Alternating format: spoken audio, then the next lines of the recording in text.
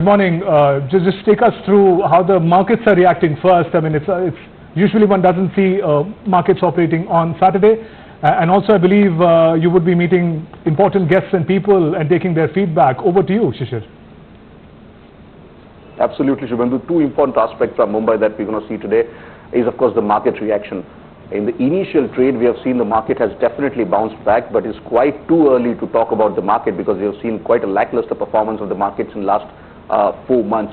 Absolute selling pressure on the market, and that's the reason we have seen here that the market has actually touched a very deepest low in last few days. Though this time around, just ahead of the budget, the market is up, and probably the psychological mark of almost 23,500 the market has crossed in the initial trade and the opening only.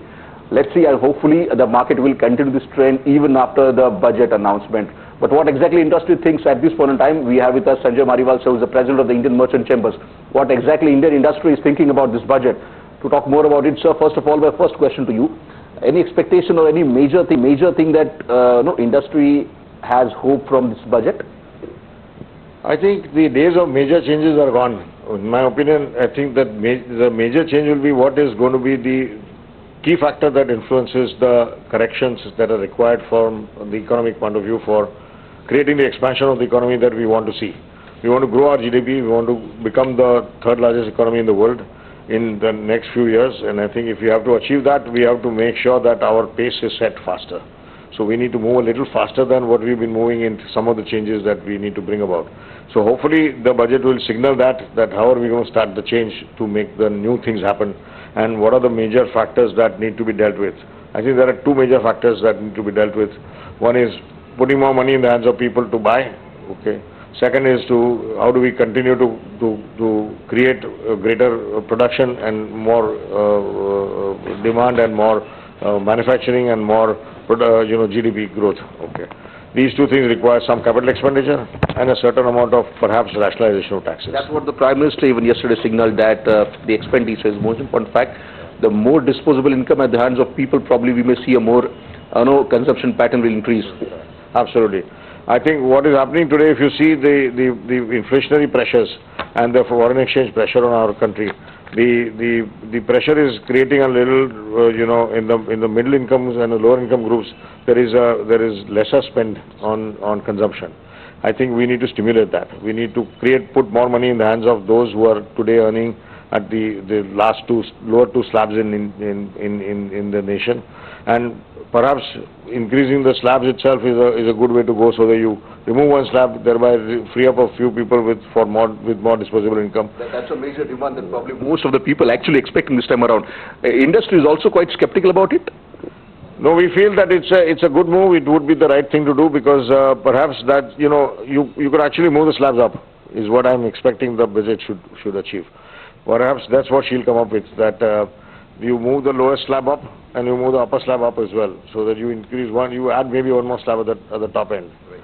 Because then you add maybe one more layer of taxes at the rich. Talking about the different sectors, especially in India, the manufacturing is actually seeing some pressure, whereas we have seen that the service sector has grown quite well. Even yesterday's economic survey, it was actually signaled out. How do you see this different sectors spanning out now? It's pretty obvious that this is going to happen. You see, manufacturing requires long-term investments by both private sector and to some extent government. Government investment should actually go towards infrastructure rather than creating manufacturing infrastructure. Because the government should not be in manufacturing, it should be left to the private sector to do what is right. Government should be building infrastructure, and we need that spend. We are far starved of infrastructure, so we need roads, we need airports, we need port facilities, we need railways, and we need more of the transportation and logistics management. I think that requires significant investment. Government needs to focus there. They need to release the private sector, investments in more private sector investment in manufacturing. But that will only happen if the demand at the grassroots is stimulated. My last question to you is about, of course, obviously the market. We have seen last few days that FI has actually seen a selling pressure. But the good thing is that the domestic investors have actually kept faith in India's growth story. How do market actually react to it? So this has been the story for the last 6 months, 12 months. In fact, if you look at the number of domestic funds that have grown and the local money that is going into $2 to $3 billion every month that is getting pumped into the market, through the SIP route, I think it has been the biggest success story as far as India's markets are concerned. I think FIIs have been in and out, but I don't believe that there's money is going away. I think the money is here to stay. If we do the right thing as a policy and consistency in policy is maintained, one important point is consistency. You see, we can't tweak and change everything every year. Once we decide something, let's stick with it for 3 to 5 years, and then we will see FII money coming in again. Any last